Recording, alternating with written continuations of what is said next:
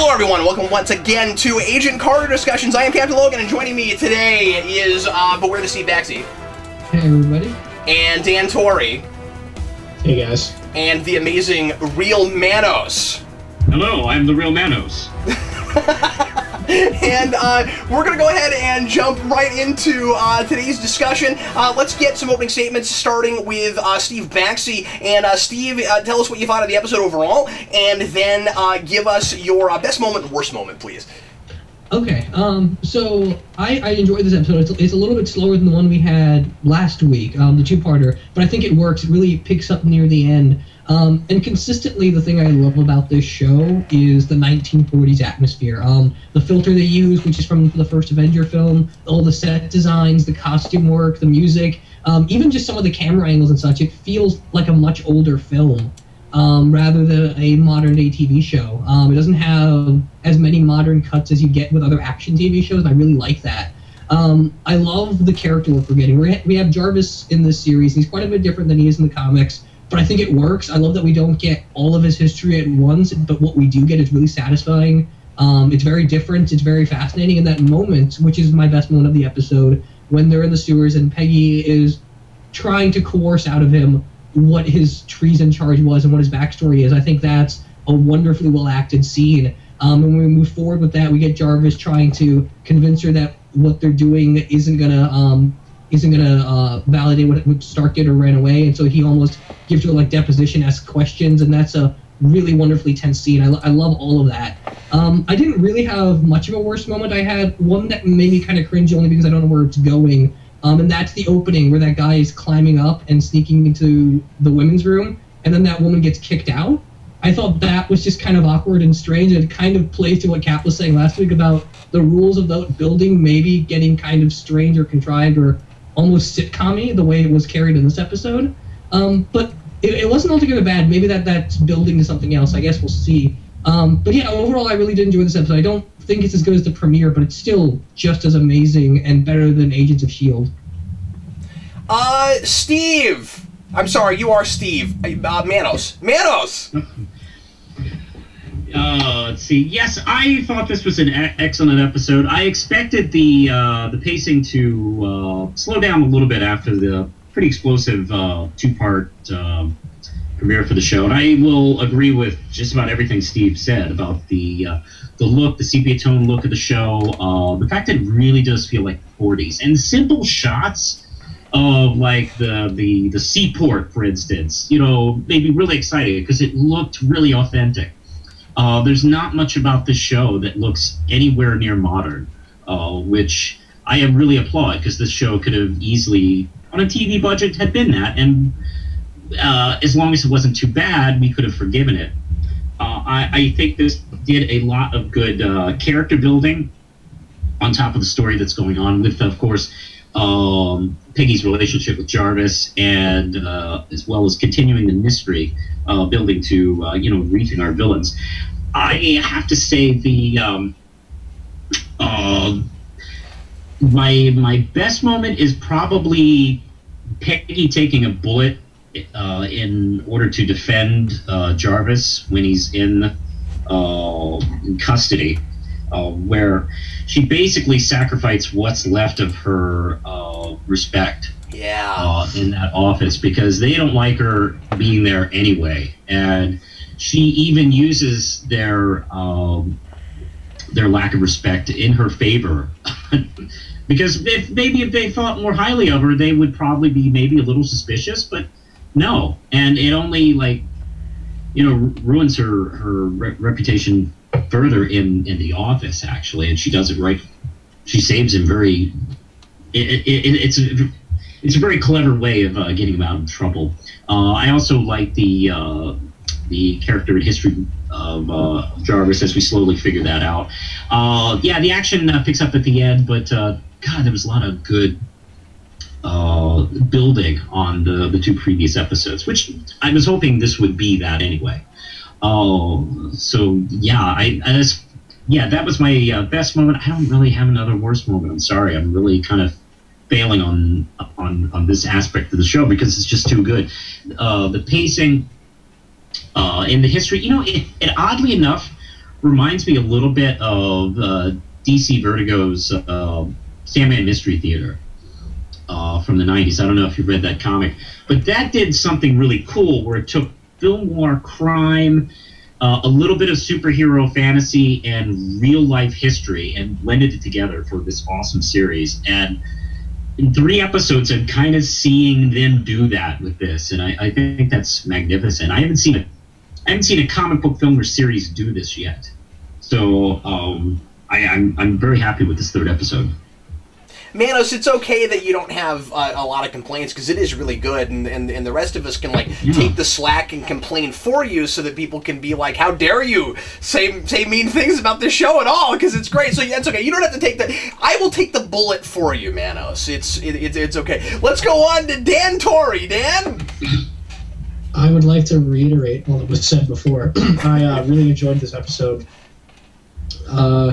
One of the things that I'm really enjoying about the show is how fast-paced it is. I love that this sort of double life that Peggy has to live is already starting to break down and be very hard for her to sort of maintain that illusion.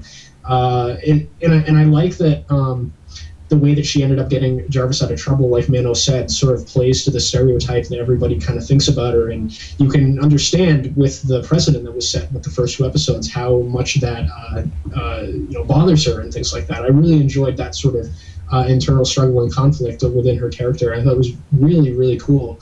I'm with Steve. I think that the place where she lives is sort of over the top. Yeah.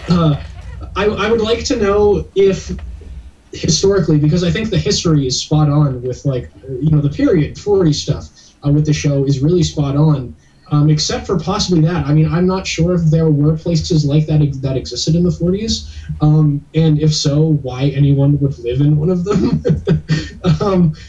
If I'm a woman in the 40s, it seemed like Peggy would have had other choices. I mean, the living arrangement she had before was better.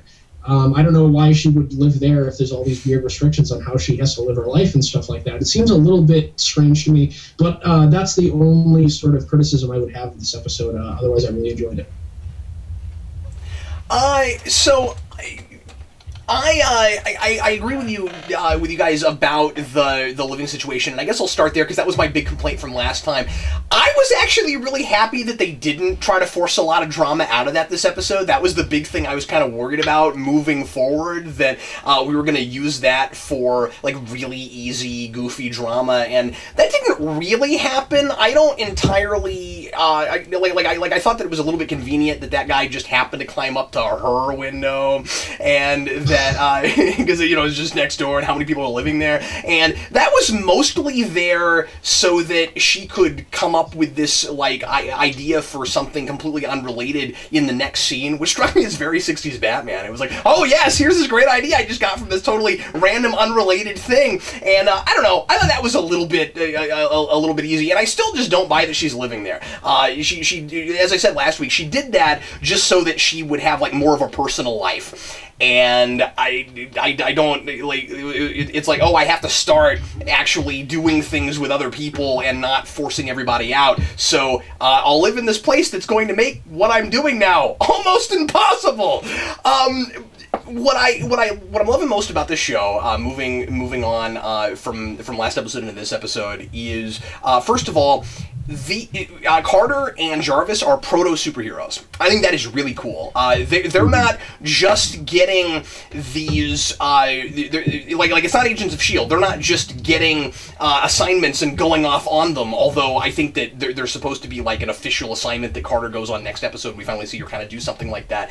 But so far, those two are doing all these things behind the agency's backs and having to kind of protect people without anybody knowing about it, and it's all about the consequences of that and the difficult double lifestyle. I mean, it's really cool to do all of the kind of double life stuff this early before we've got people in masks, and it feels fresh again. It's really cool that we're playing with those superhero tropes, and it feels fresh again.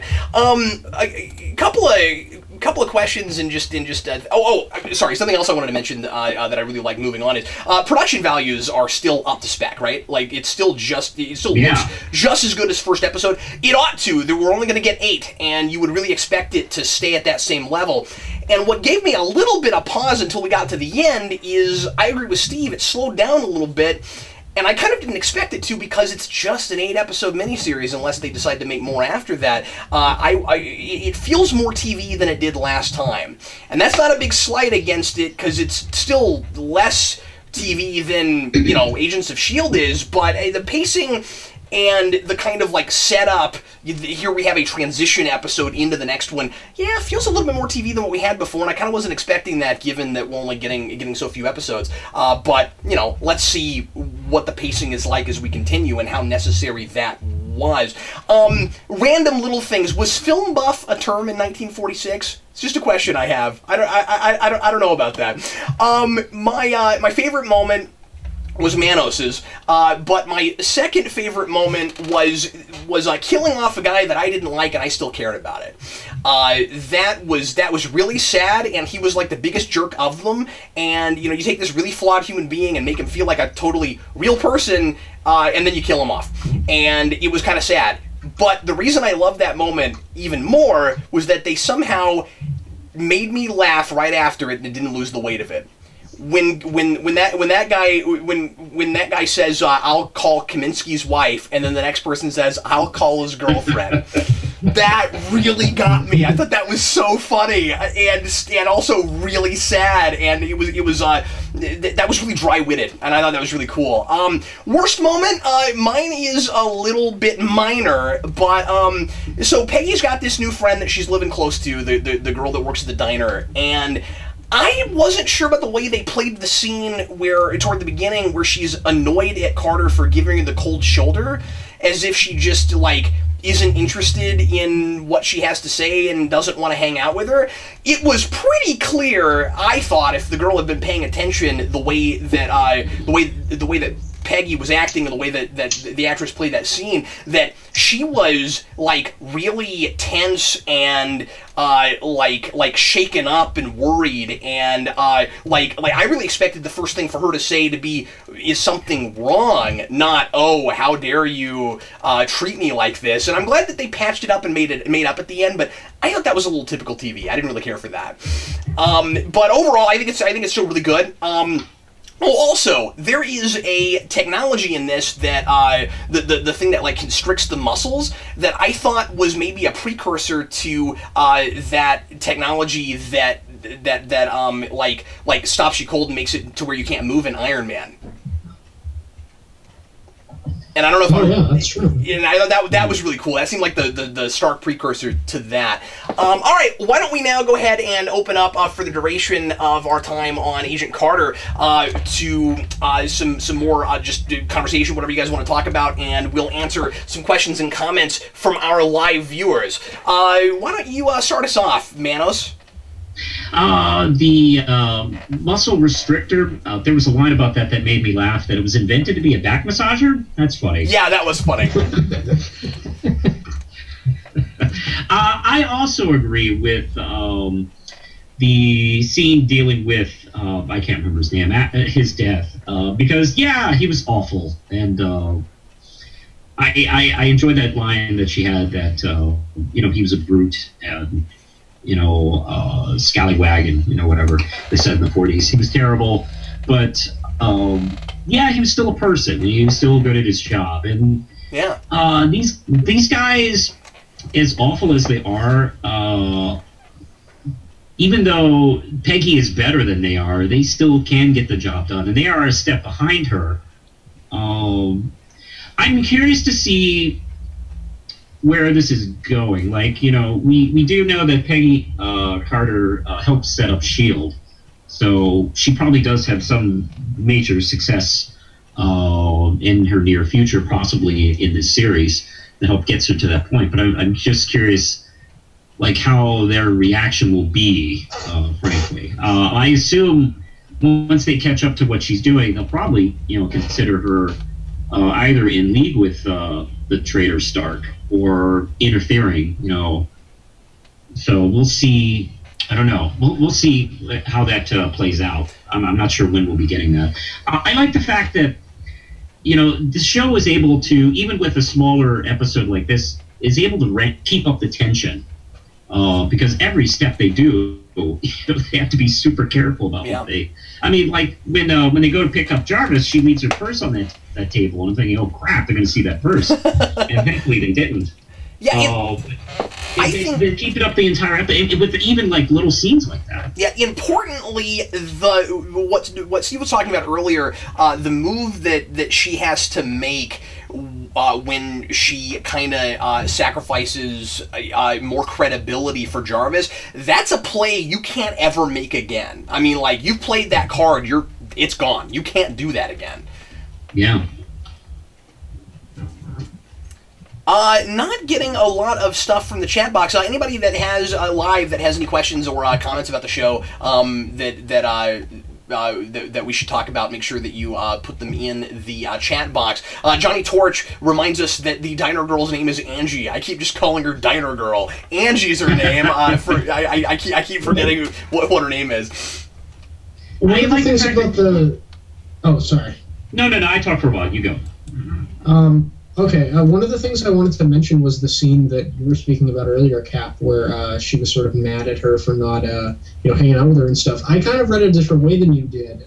I thought it was kind of like she realized Peggy was shaken up and she was mad that she wouldn't confide in her, and that's why at the end of the episode she was like, all right, I'm here to talk to you about my day, and that's why she thought that she was good enough friends with Peggy that if something bad went wrong in her life, she'd tell her about it, and they could kind of talk through it together, and that's why she was so hurt by it. That's kind of what I was thinking, because they bookended it at the end with the scene at the diner where she was confiding in her and telling her about the things that happened that shook her up so much. That is a great point. I think you might be right about it, and I think on a second viewing I probably would have caught that and wouldn't have said that. I will take back that statement. I think you're right about it. I mean, maybe that was just the way I read it, but I think that's what they were trying to go for. I don't. Maybe I should watch it again and see how effective it is. Yeah, I don't know how effective it is, but I think with that last scene, that is what they're attempting. The bumbling idiot, the assassin is totally a woman. I call the new girl that moved in next door. I don't know that it'll be that cut and dry, but the notion of the assassin being a woman, I don't think is a bad prediction. That would be awesome. Especially because they're doing so much gender role stuff in this.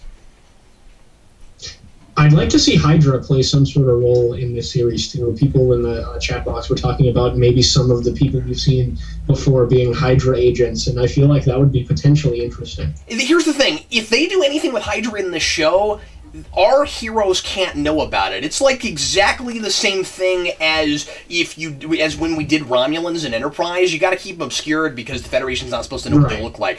You would have to show it to us behind closed doors if you did it, and I don't know if I like that, only because I think this show so far plays really well, as Manos said last week, as a sequel as much as a prequel, and I think I want it to be something that you can watch right after right after First Avenger, without having to have all that baggage of later stuff necessary to appreciate stuff that's in it, and then everything else is just kind of fun little Easter eggs. If you know it, you know it, and if you don't, you don't. You don't have to know what Roxxon is to enjoy this show, but if you saw Iron Man 3, it's kind of cool that it's there. I just don't know how they can avoid it at this point, because they said in Cap 2 that Hydra has kind of been there since the founding of S.H.I.E.L.D., and Peggy's supposed to be intimately involved with that. So I don't know how you have no Hydra involvement whatsoever. That's you know what I'm saying? I feel like they're going to have to go there at some point. Yeah, that's a really good point. Johnny Torch, Cap, do you guys think Angie is a Hydra agent? As I said, I guess my answer is I kind of hope not. I like the idea of Peggy having a friend that she's able to confide in. I kind of think it's more likely where they'll go with that is that'll be like the friend that she fully later on is able to confide in and finds out the secret, and she'll be kind of like, I don't want to say like Arrow's Diggle, but more like just a friend you can talk to. Right. What else should we talk about that we haven't dealt with yet? Steve, you haven't said anything in a while. Okay, well, yeah, I just got a couple things. Sure. About the Hydra thing, in Winter Soldier, they say that Hydra successfully got into S.H.I.E.L.D. because of Operation Paperclip, and that's a 1945 event. So it's almost inevitable that they have to do something with Hydra eventually, and even if we don't know about it, there has to at least be some kind of a rumbling of it, or that would make some kind of plot hole there. So I think it's inevitable. The other thing is what Dan was talking about the house and whether or not things like that really happened in the 40s, and they did. And they're playing it just like they do in the actual 40s, and there are lots of really restrictive and conservative rules for women in those houses, and primarily they were disbanded because of that. Yeah. And I wonder if not we're going to do some more about that, if maybe there's some more discussion about why that house in particular is there and whether or not that plays into any of the gender role stuff. Because, like you said, Dan, they're really good about the history stuff with this show, and it feels like something that ridiculous. It can't just be there for nothing but jokes. There might be something to it. Sorry, that was our timer, and I'm not used to that sound yet. I think we lost Manos too, by the way. We did. Yeah. We did lose Manos. Well, why don't we go ahead and finish things up real quick, and hopefully Manos will come back with us. We haven't done quotes yet, so let's go ahead and knock that out real quick, and then we'll do some trivia questions. I liked Jarvis's "This is novel. I haven't been in the back of a car in years." That was pretty great. And also, Mr. Stark believes brushing your teeth requires technological assistance. That's pretty great, especially because it won't be that long before we have mechanical toothbrushes, and that's pretty great. Did you guys have some other quotes? I did. I had my favorite dialogue exchange in the whole episode was Jarvis attempting to be American on the phone, and he was like, "Hey man, how you doing?" And I thought that was really funny. Especially since he was trying to do a northern kind of accent, and I hear people try to imitate the people that live up near me all the time, and they kind of sound like that. That's pretty It's not great. as like huckstery, like 40s-esque as Jarvis was doing, but I loved at the end of that conversation where he kind of broke a little bit and said, "Have a lovely night" in an American accent. I was like, oh, that people don't talk like that here. It was really funny. So that was my favorite, sort of dialogue exchange of the whole episode. Yeah, I really like that one too. But my favorite was after they beat the Zamdo the Strongman, and Peggy says, "Well, that worked," and Jarvis says, "Not if you want a massage." Oh, I didn't catch that. That's great. Manos, did you have a favorite quote? Yeah, that line about Stark would let a shark get close up to him if he was wearing a short enough skirt. Oh yeah, yeah, that was great too, and that was awesome line. That was Actually right wrote that around. down, knowing I'd be doing the show. That was right around the mechanical toothbrush line, and I didn't write it down because I'd already written that, and I thought it was pretty great too. Yeah, that whole thing was really funny. Somebody earlier in the comments, I asked about this whole business with Stark being a traitor and saying wasn't Stark a patriot, and yeah, I think clearly Stark is, everybody's misunderstanding what Stark is doing, and that's the whole reason that Carter and Jarvis are trying to clear his name. I kind of expect that where all this is going, if I can make a prediction, is by the end of this they'll have cleared Stark's name, and I do think it's kind of odd that this is a thing that hasn't come up before. If this happened, like, I wonder if Tony knew about it. That's a thing I keep wondering. But anyway, like I wonder if the whole idea won't be that by the end of the series, everybody will like know what Carter and Jarvis have been doing, and that in clearing Stark's name, she'll get the kind of high stature and prestige that she ends up having to get to help be one of the founders of S.H.I.E.L.D. I think that's where it's all going.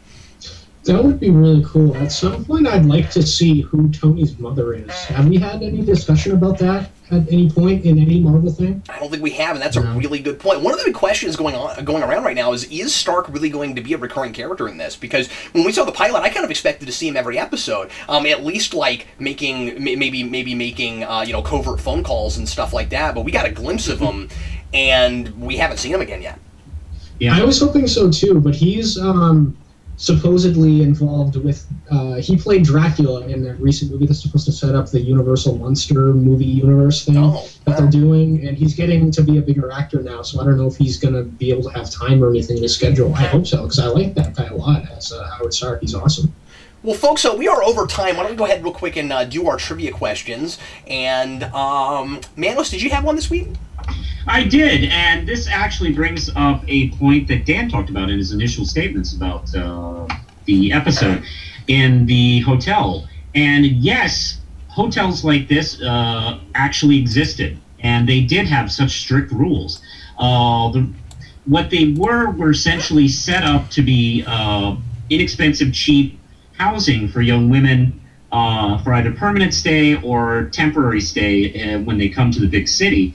And the one that this building is based on is based on a real building. Oh, really cool. That had those strict exact rules. We see a man in your apartment, you're out. That kind of rule. And essentially treated the women like teenagers, even though they were women in their 20s and adults. They treated them such, and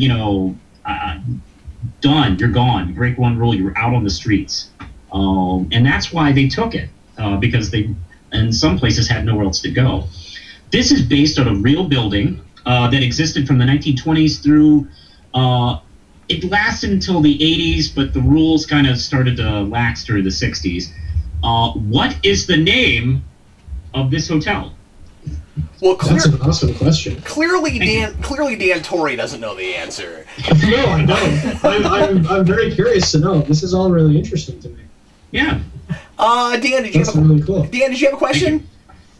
I do. Mine's a comic book related question, and it's in relation to Jarvis, because I thought Jarvis was one of the better parts of this episode. Not that any of the rest of the episode was any less awesome, but I really liked all the character stuff we got from him in this episode. And Jarvis was, for a long time, the butler for Tony Stark, and he worked in the Avengers mansion as their butler when they were operating out of that mansion. But he was also the babysitter for one other people in the Marvel Universe, one other big team, and I want to know who he was the babysitter for a while.